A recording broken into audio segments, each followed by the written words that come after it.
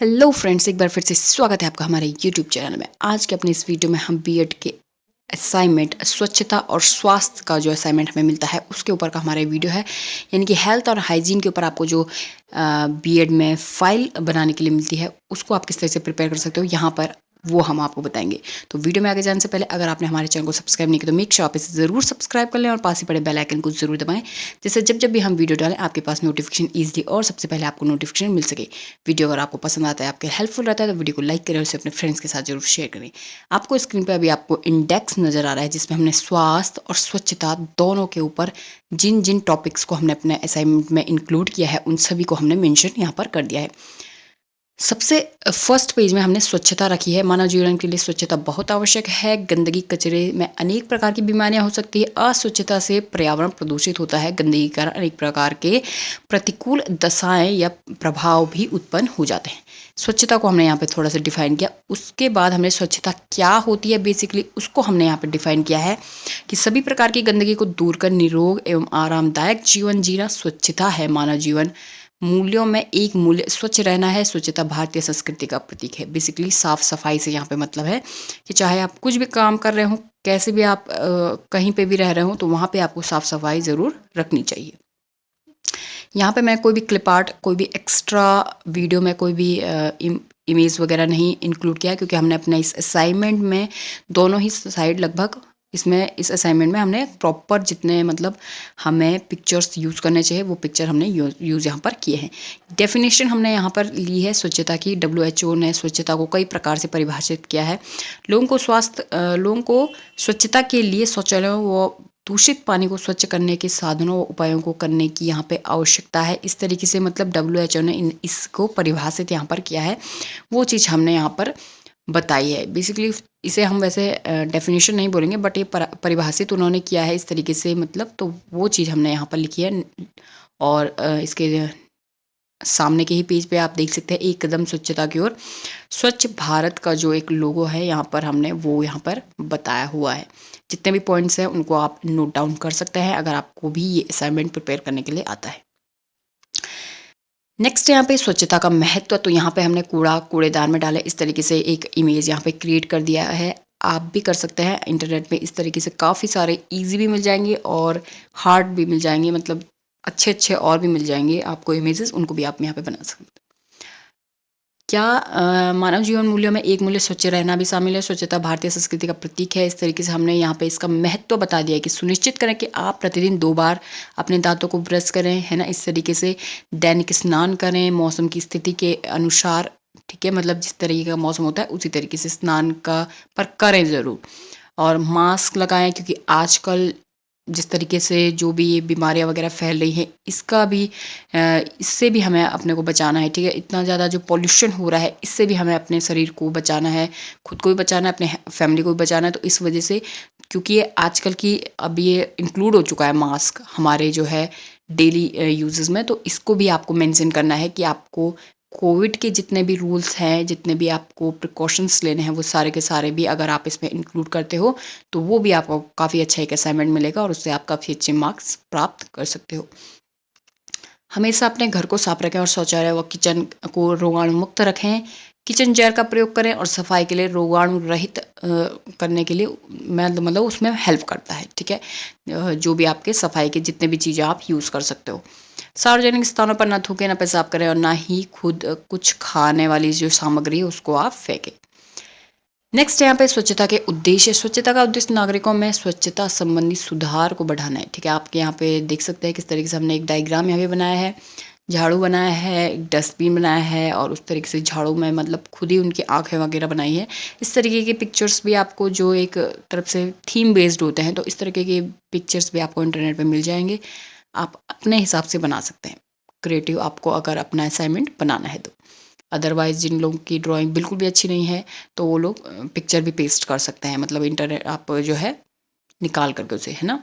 स्वच्छता या स्वच्छ भारत अभियान के निम्न उद्देश्य हैं। यहाँ पे हमने उद्देश्य बताया। आप स्वच्छ भारत अभियान के हमने यहाँ पे उद्देश्य बताए हैं कि देश को पूर्णतः खुले में शौच से मुक्त करना, खुले में शौच से जो भी बीमारियां हैं उसको, उसके प्रति लोगों को जागरूक करना, अधिक से अधिक पेड़ लगाना, इस तरीके से जितने भी इसके उद्देश्य हैं वो हमने यहाँ पे बताए हैं। स्वच्छ भारत के निर्माण एवं देश की छवि को सुधारने का यहाँ पे कृत संकल्प होना। हर घर के पास टॉयलेट होने चाहिए। इस तरीके से जितने भी पॉइंट्स हैं उनको आप नोट डाउन कर सकते हैं। इंटरनेट पे इनके ऊपर काफ़ी अच्छा कंटेंट हमें मिल जाता है। नेक्स्ट है समाज के लिए स्वच्छता की आवश्यकता। अब समाज के लिए देखी जा रही है कि मतलब अगर कोई भी पर्सन साफ सफाई रखता है तो समाज पे क्या प्रभाव पड़ता है। समाज में स्वच्छता रखने से हमें स्वच्छ हवा मिलती है और स्वच्छ पानी पीने को मिलता है। हमारे आसपास का वातावरण साफ सुथरा दिखता है, ठीक है, दुर्गंध नहीं फैलती। आसपास की गली मोहल्ले में साफ रखने से बीमारियां नहीं फैलती है, मच्छर और अन्य कीटाणु नहीं होते हैं।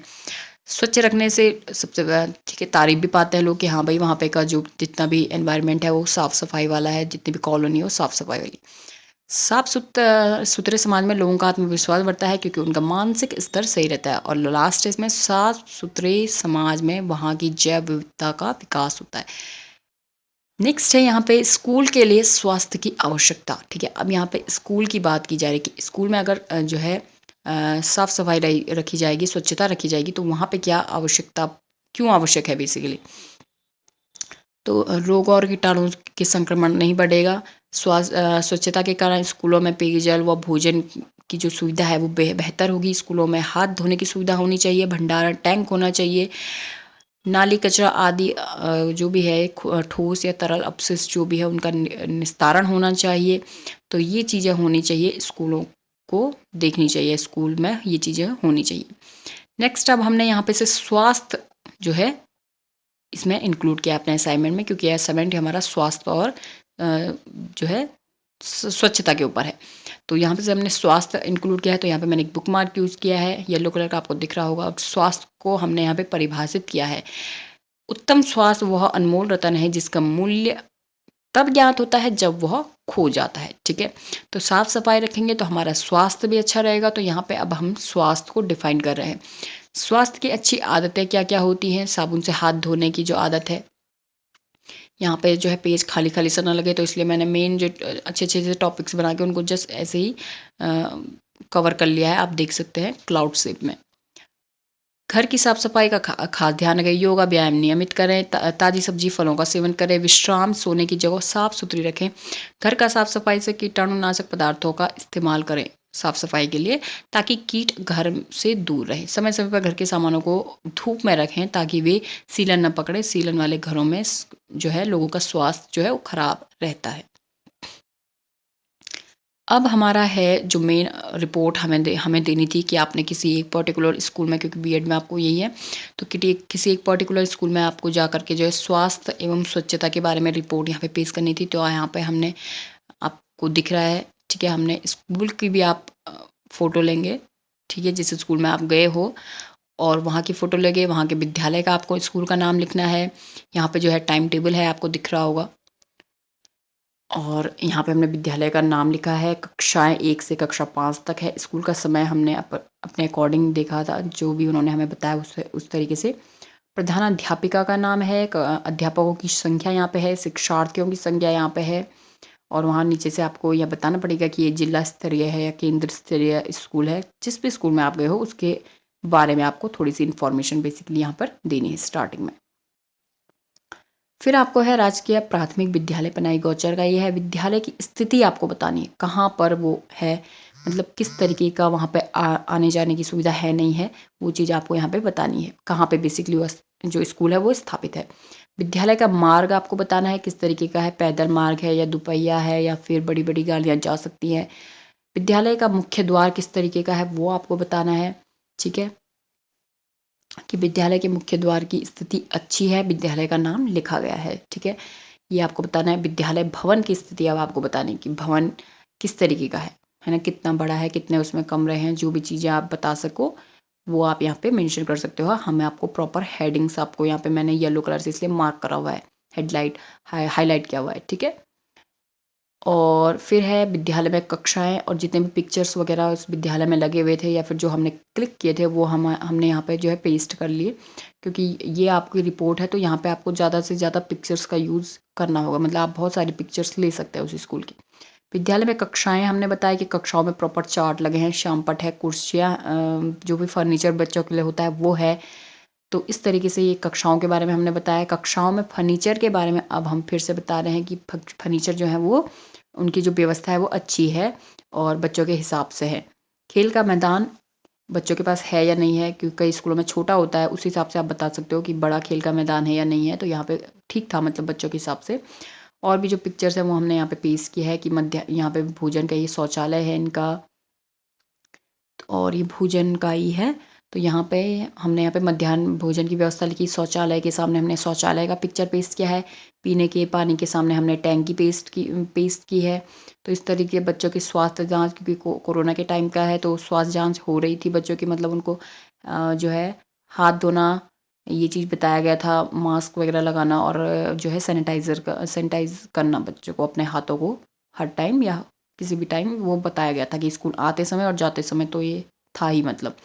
कोविड-19 की सावधानी वहाँ पे बताई गई थी बच्चों को, और मास्क वगैरह बच्चे लगा के आ रहे थे और सैनिटाइज भी टीचर बच्चों को कर रहे थे। लास्ट में यहाँ पे है, अच्छा मास्क वगैरह ठीक है, बच्चों भोजन के से पहले जो है साबुन से उनको हाथ धुलवा रहे थे, ठीक है। विद्यालय के विषय में हमारे विचार, अब क्योंकि हमने सारा का सारा रिपोर्ट देखा, हमने स्कूल को प्रॉपर देखा, वहाँ की पिक्चर्स हमने ली, किस तरीके से वहाँ बच्चे आते हैं, वेल ड्रेस्ड है नहीं है। उसके बाद विद्यालय के विषय में आपको अपने विचार लिखने हैं यहाँ पर, ठीक है। जितना भी आपने यहाँ पीछे जो भी चीज़ें देखी हैं उस हिसाब से आपको जो है लिखना है कि विद्यालय में आपको कैसा लगा, मतलब वो विद्यालय में क्या चीज़ अच्छी थी। अगर आपको कोई चीज़ खराब लगी तो वो चीज़ें भी आप मेंशन कर सकते हो। तो यहाँ पे एक साइड पेस्ट कर दिया हमने, कोई भी पिक्चर आप पेस्ट कर सकते हो, और एक जो है स्लोगन यहाँ पे लिख दिया। और उसके बाद विद्यालय में जो व्यवस्था होनी चाहिए वह सारी व्यवस्था वहाँ पे एक सरकारी स्कूल की यहाँ पे, क्योंकि ये है तो उस तरीके से काफ़ी अच्छी व्यवस्था यहाँ पे है। अंत में विद्यालय चाहे कोई भी हो, सरकारी या निजी विद्यालय हो, शिक्षकों का समर्पण एवं कुछ नया या अच्छा करने का प्रयत्न और उन्हें औरों से अलग करता है। तो यहाँ पे हमने कुछ अपने विचार जो है पेश किए स्कूल के बारे में। लास्ट में आता है हमारा निष्कर्ष, कंक्लूजन, ठीक है। यहाँ पे भी हमने जो है गांधी जी का एक स्लोगन लिख दिया, और स्वास्थ्य और स्वच्छता के बारे में हमारा जो अपने विचार हैं या फिर अपने असाइनमेंट में जिन चीज़ों को हमने इंक्लूड किया वो चीज़ें आप यहाँ पे मेंशन कर सकते हो। जो चीज़ मैंने यहाँ पे छुपाई हुई है, यहाँ पे आप विद्यालय के बारे में है थोड़ी सी जो भी जानकारी है कि उस विद्यालय में आपको क्या चीज़ अच्छी लगी, वो भी चीज़ आपको यहाँ पे मेंशन करनी है, इसलिए मैंने वो हाईलाइट भी किया है, क्योंकि मेन हमारा जो असाइनमेंट हो उसी पर बेस्ड है। लास्ट आता है हमारा संदर्भ ग्रंथ सूची, इसमें आपको उन्हीं वेबसाइट को इंक्लूड करना होता है जहाँ से आपको अपना ये कंटेंट मिला है। तो आई होप आपको अच्छा लगा।